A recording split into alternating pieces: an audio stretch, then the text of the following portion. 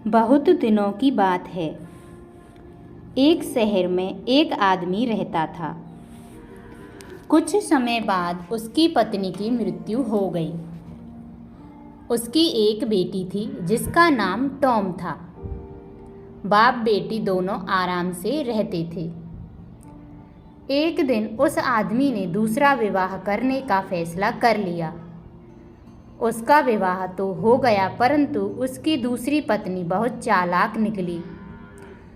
कुछ ही दिनों में सौतेली माँ ने टॉम के साथ बुरा बर्ताव करना शुरू कर दिया। वह टॉम से सारा दिन काम करवाती और एक पल के लिए भी उसे खाली नहीं बैठने देती थी। इस पर भी कई बार वह टॉम को भोजन न देती और वह बेचारी बिना कुछ बोले भूखी सो जाती। इधर टॉम की सौतेली माँ के यहाँ एक कन्या ने जन्म लिया। उसका नाम काम रखा। टॉम अपनी छोटी बहन से बहुत प्रेम करती थी, पर उसकी माँ को यह बिल्कुल भी अच्छा नहीं लगता था। वह जब टॉम को अपनी लाडली बेटी काम के साथ देखती, तभी गुस्से में आकर कहने लगती, जाओ यहाँ से, सुबह से यहाँ बैठी क्या कर रही हो। कुछ दिनों बाद टॉम के पिता की मृत्यु हो गई। अब तो उसकी माँ का व्यवहार और खराब हो गया। टॉम को इतने बड़े मकान में रसोई घर के साथ वाला एक गंदा सा स्टोर मिला हुआ था। वह वहीं उठती बैठती और वहीं सोती। उस मकान के दूसरे कमरों में जाने की उसे मनाही थी। बस सफाई करने के लिए वहां जा सकती थी। टॉम को बहुत काम करना पड़ता था। सारे घर की सफाई करती, कपड़े साफ करती, फर्श रगड़ रगड़ कर धोती और सारे घर का भोजन बनाती। भैंस को नहलाना, चारा डालना, लकड़ी काटना, कुएं से पानी लाना, बहुत से काम उस सुकन्या को करने पड़ते।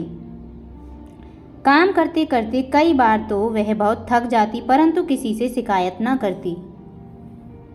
एक दिन सौतेली माँ ने टॉम और काम से कहा, जाओ आज मछली पकड़ कर लाओ। जो टोकरी भरकर मछली नहीं लाएगी उसको मार पड़ेगी और रात को उसे भोजन भी नहीं मिलेगा। टॉम जानती थी कि वह चेतावनी केवल उसी के लिए है। काम को ना तो मार ही पड़ सकती थी और ना ही भोजन के बिना वह रह सकती थी। टॉम सुबह से शाम तक तालाब के किनारे बैठी रही। उसने मछलियों से अपनी टोकरी भर ली, परंतु काम सारा दिन इधर उधर घूमती रही। उसने सारा समय नाच गाने और फूल तोड़ने में खो दिया। सूर्य के अस्त होने तक काम ने मछली पकड़ना शुरू ही नहीं किया था। काम ने ज्यों ही अपनी बहन टॉम की टोकरी मछलियों से भरी हुई देखी तो उसे एक तरकीब सूझी। वह कहने लगी, देखो बहन, तुम्हारा चेहरा धूल से भर गया है। तुम इस निर्मल जल में स्नान क्यों नहीं कर लेती? माँ तुम्हारा चेहरा इतना गंदा देखेगी तो क्या कहेगी? टॉम को यह सलाह अच्छी लगी। वह उधर स्नान करने के लिए तालाब में घुसी और इधर काम ने उसकी मछलियां अपनी टोकरी में डाल लीं और टोकरी उठाकर जल्दी से घर भाग गई। जब टॉम ने यह देखा कि उसकी मछलियां काम उठाकर ले गई है, तो वह बेचारी वहीं जोर जोर से रोने लगी। थोड़ी ही देर में उस तालाब में से एक जलपरी निकली और टॉम से कहने लगी, क्या बात है बेटी, इतनी जोर जोर से क्यों रो रही हो? तब टॉम ने जलपरी से सारी कथा कह सुनाई और बोली, मेरी रक्षा करो, आज जब मैं घर पहुंचूंगी तो मेरी सौतेली माँ मुझे बहुत मारेगी। जलपरी ने उसे हौसला दिया और कहा, चिंता मत करो बेटी, तुम्हारे कष्ट के दिन दूर होने वाले हैं। तुम्हारी टोकरी में मैंने एक सुनहरी आंखों वाली मछली रख दी है। इस मछली को अपने घर के पास वाले कुएं में डाल देना, बस फिर इससे तुम जो चाहोगी वही होगा। टॉम ने जलपरी को धन्यवाद दिया और घर जाकर वह मछली को अपने कुएं में छोड़ दिया। उस रात उसकी सौतेली माँ ने उससे कुछ नहीं कहा।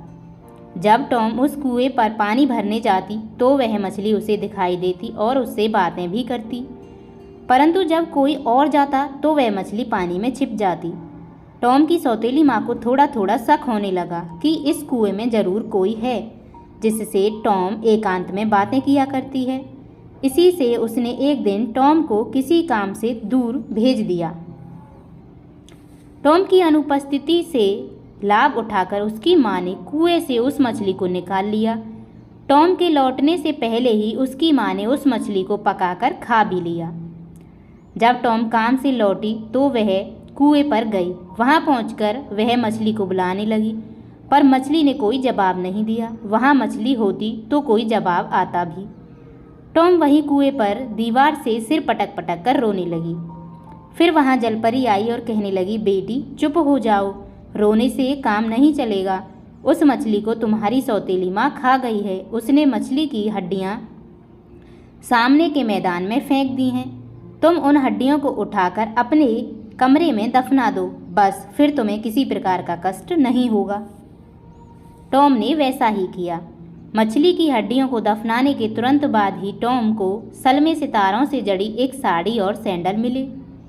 दूसरे दिन का एक त्यौहार था। त्यौहार में लाखों लोग इकट्ठे होकर झूला झूलते और खुशियां मनाते थे, परंतु उस दिन सुबह ही टॉम को घर बैठने का हुक्म हो गया।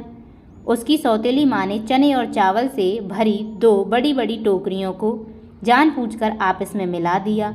वह टॉम को मेले में नहीं ले जाना चाहती थी। उसे विश्वास था कि ना यह काम समाप्त होगा और ना यह मेले में जा सकेगी। उसने टॉम से कहा, टॉम तुम घर बैठकर इन चनों और चावलों के दानों को अलग अलग करो। घबराने की कोई बात नहीं, थोड़ी देर का काम है, जल्दी ख़त्म करके मेले में आ जाना। इतना कहकर दोनों माँ बेटी सुंदर सुंदर कपड़े पहनकर मेले में चली गईं। उनके जाने के बाद टॉम की आंखों में आंसू आ गए। उस मेले में वह भी सज धज कर जाना चाहती थी। वह मन ही मन कई बार सोचती कि जब हम दोनों एक ही बाप की बेटी हैं तो उसमें और मुझ में इतना अंतर क्यों। टॉम ने सिसकियां लेते हुए कहा, हे जलपरी मेरी सहायता करो।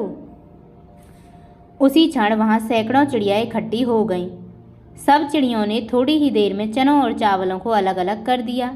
टॉम झट मेले में जाने के लिए तैयार हो गई। उसने वहीं सलमे सितारों वाली साड़ियाँ और सैंडल पहने जो उसे कल मछली की हड्डियों को दफनाने के बाद मिले थे। उस साड़ी में टॉम राजकुमारी सी लगती थी। ज्यों ही टॉम मेले में पहुंची, काम उसे देखकर बड़ी हैरान हुई। वह अपनी माँ के कानों में कहने लगी, देखो माँ कितनी खूबसूरत लड़की है, ऐसा लगता है जैसे कोई राजकुमारी हो। इसकी शक्ल हमारी टॉम बहन से कितनी मिलती जुलती है। उधर जब टॉम ने देखा कि उसकी सौतेली माँ और काम उसकी ओर आंखें फाड़ फाड़ कर देख रही हैं, तो वह वहाँ से भागने लगी। जल्दी में उसका एक सैंडल वहीं रह गया। उस सैंडल को वहाँ घूमते हुए सिपाहियों ने उठा लिया और जाकर अपने राजा को दे दिया। राजा ने उस सैंडल को बड़े ध्यान से देखा। सैंडल बहुत खूबसूरत था। राजा ने उससे पहले कभी इतना सुंदर सैंडल नहीं देखा था। राजा ने उसी वक्त घोषणा कर दी कि जिस लड़की ने ऐसा सैंडल पहना हो उसे पकड़कर राज दरबार में लाया जाए। सिपाही अपने घोड़ों पर चढ़कर मेले में पहुंचे और टॉम को पकड़कर राजा के पास ले आए। राजा ने ज्यों ही टॉम को देखा उसी क्षण उसने टॉम को अपनी महारानी बनाने का निश्चय कर लिया। दोनों का विवाह हो गया। टॉम आराम से राजमहल में रहने लगी। अब उसे किसी बात की चिंता नहीं थी, परंतु उसकी सौतेली माँ और काम को इस घटना से बहुत दुख हुआ। वे दोनों टॉम को मार देना चाहती थीं, परंतु उन्हें राजा से डर था। कुछ दिनों बाद ही टॉम के पिता की मृत्यु दिवस मनाया गया। टॉम को अपने घर जाना पड़ा। टॉम को घर में पाकर पहले तो उसकी सौतेली माँ बनावटी हंसी हंसती रही और कहती रही, मेरी बेटी बहुत अच्छी जगह पहुँच गई है, भगवान तुम दोनों की उम्र लंबी करे। फिर थोड़ी देर बाद चेहरे पर गंभीर भाव लाते हुए कहती है, आज के दिन मैं भिखारियों को नारियल देना चाहती हूँ। कितना अच्छा हो कि तुम खुद ही नारियल तोड़कर भिखारियों को दे दो। टॉम बड़ी खुश होकर नारियल के पेड़ पर चढ़ गई। जैसे ही टॉम ऊपर पहुंचकर नारियल तोड़ने लगी, सौतेली माँ ने नीचे से वृक्ष काट दिया।